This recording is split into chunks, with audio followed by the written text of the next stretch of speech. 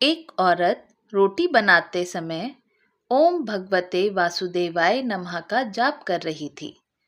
अलग से पूजा का समय कहाँ निकाल पाती थी बेचारी। तो बस काम करते करते ही जाप कर लिया करती थी।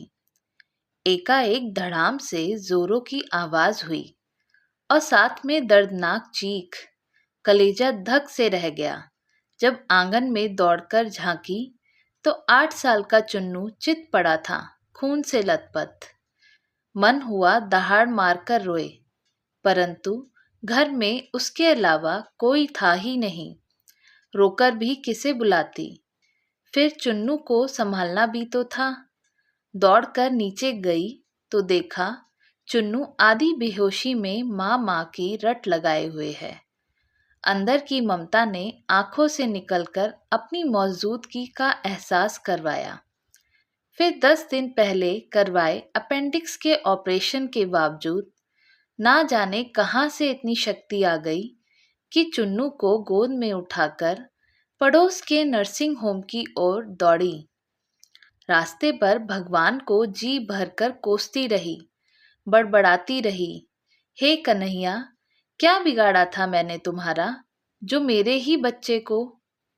खैर, डॉक्टर साहब मिल गए और समय पर इलाज होने पर चुन्नू बिल्कुल ठीक हो गया। चोटें गहरी नहीं थीं, ऊपरी थीं, तो कोई खास परेशानी नहीं हुई। रात को घर पर जब सब टीवी देख रहे थे, तब उस औरत का मन बेचैन था।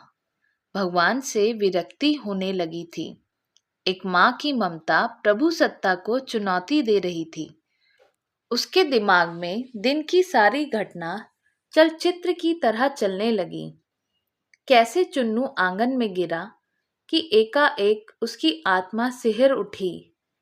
कल ही तो पुराने चापाकाल का पाइप का टुकड़ा आंगन से हटवाया है।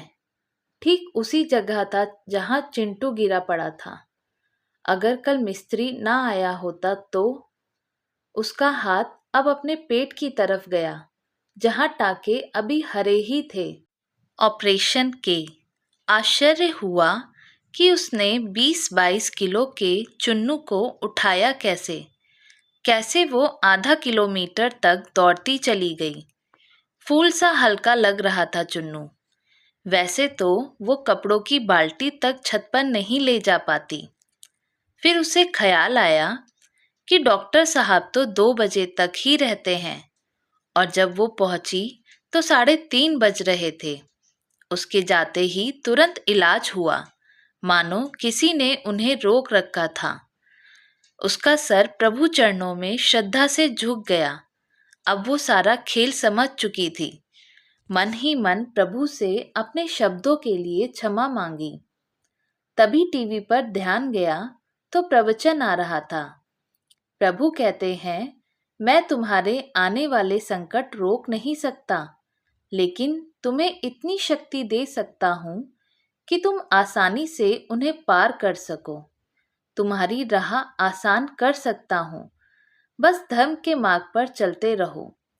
उस औरत ने घर के मंदिर में झांक कर देखा तो कन्हैया मुस्कुरा रहे थे। दोस्तों, श्री रामचरितमानस में भी तुलसीदास जी ने लिखा है, तब तब प्रभु धरि विविध शरीरा, हरि ही कृपा निधि सज्जन पीरा।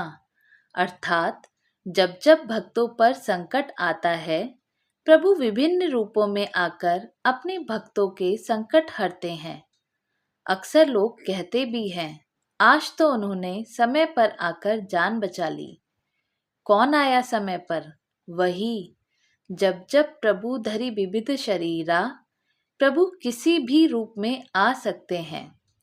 जय श्री कृष्णा। राधे राधे। तो दोस्तों, आपको हमारी कहानी कैसी लगी? अच्छी लगी हो तो हमें कमेंट करके ज़रूर बताइएगा और चैनल पे नए हैं तो सब्सक्राइब ज़रूर कीजिएगा और बेल आइकन भी दबाइएगा, जिससे कि आपको हमारे सारे नोटिफिकेशन मिलते रहें। और वीडियो को लाइक एंड शेयर भी कीजिएगा। वीडियो देखने के लिए बहुत बहुत धन्यवाद।